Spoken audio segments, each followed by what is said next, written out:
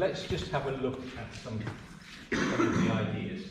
Okay, e4, c5. I'll show you first of all one or two of the crazy variations for a bit of fun, all right?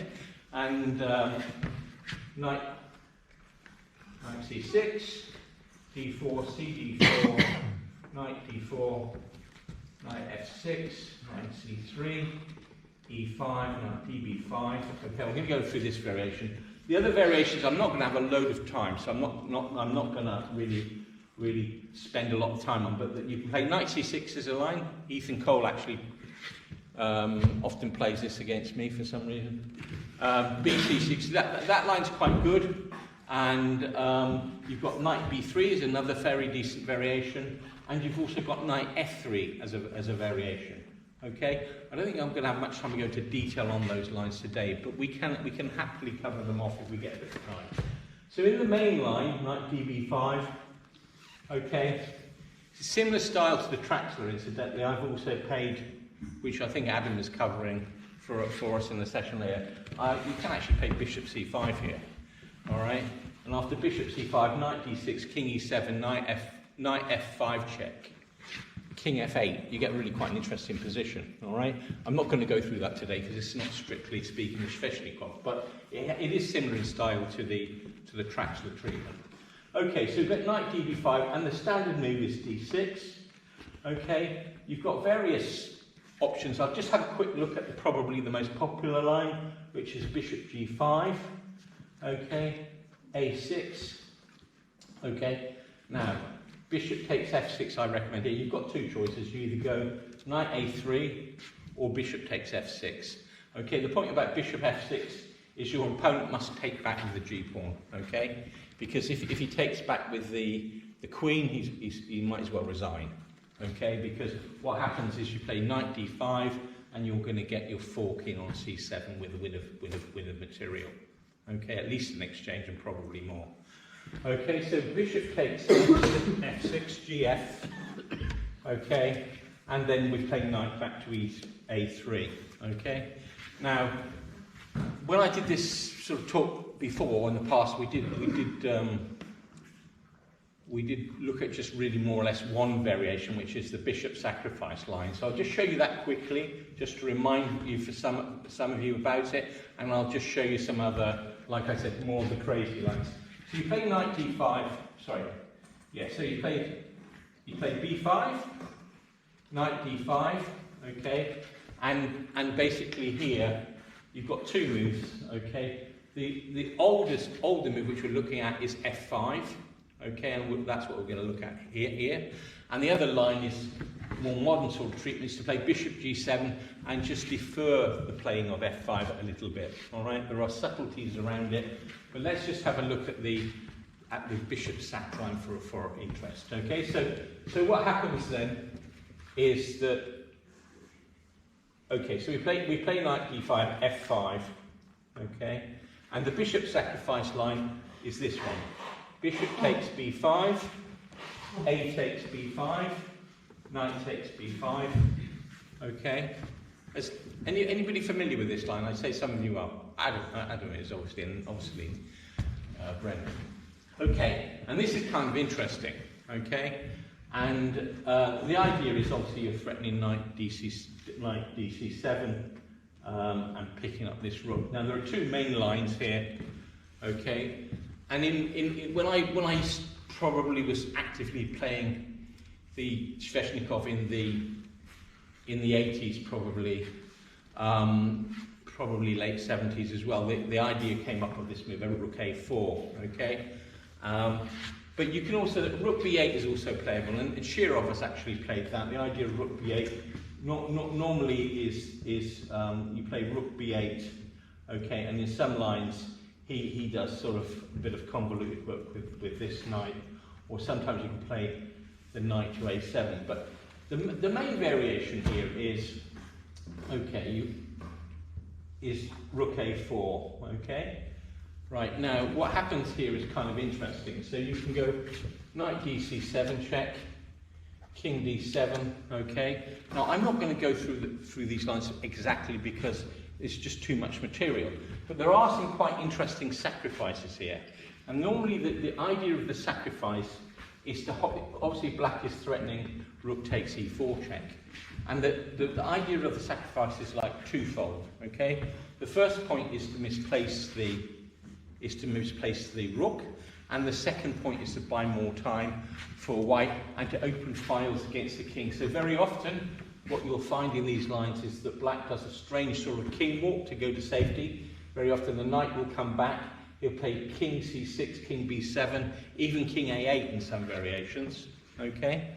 So the idea of these pawn sacrifices that I'm going to suggest here is to create a space on the king side to attack that king once it gets exposed, okay?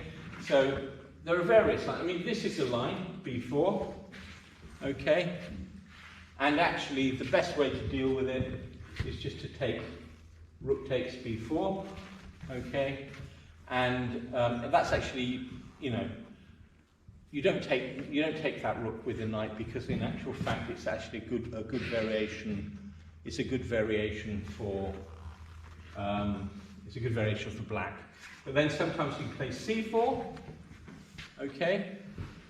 Then again, you can take the pawn and then play castles here. And the point about this is, you know, you've given up a lot of material, but black is going to have awful big problems with king safety. All right? I'm not going to go through it in much more detail than that, except to say, in some lines, black will play queen takes c7 and sacrifice the queen for the two pieces. Just a minute, rather than risking the b and the c pawn, yeah. But when the rook came down to a4, yeah.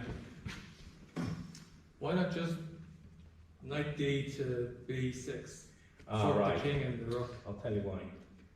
Okay. You're going to tell me that's a bad move? Yeah. Because the reason is simple. You play king takes c7, and after look, like for example here. Right. So basically here you play king c7. Okay.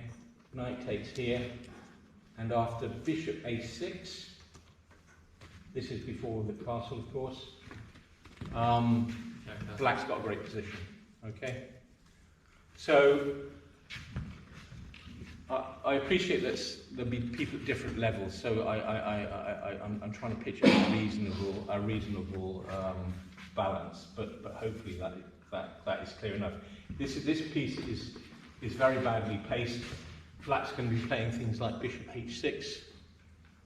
Shortly, rook g8. It's a great position, believe me, for the black pieces. All right. So just to look at this position then again.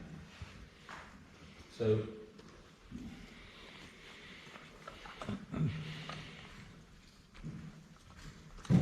right. So I showed you this sacrificial line, okay, which is after rook a4. It actually took quite a long time for the chess world. I mean, in those days you didn't have stockfish. Okay, so it wasn't so straightforward to find. So it took many years for them to come up with this. It's quite fine, this rook a4 move at the time. I mean, rook a5 had been played in the past. Rook a7 had been played. The idea that you sacrifice, like I said, you sacrifice for the knight, an exchange sacrifice. Shirov played those lines, but rook a4 was really kind of interesting. Now, I've played quite a lot of. Instead of the alternative to sacrificing the pawns is you can just castle. All right. This gets quite hairy as well. Rook e4. Okay. And the point about this is that this can get quite queen h5. Okay. Anybody see the threat? What's the threat? Queen takes f5. Queen takes f5 checkmate, all right? So that's kind of an interesting, you know, it'll be mate because you basically after the king goes to e8, you just play knight c7 check, and you've got the tempo because it's mate. All right, so this is the move here. Typically knight c7, okay, and queen f7. Okay, again, you're threatening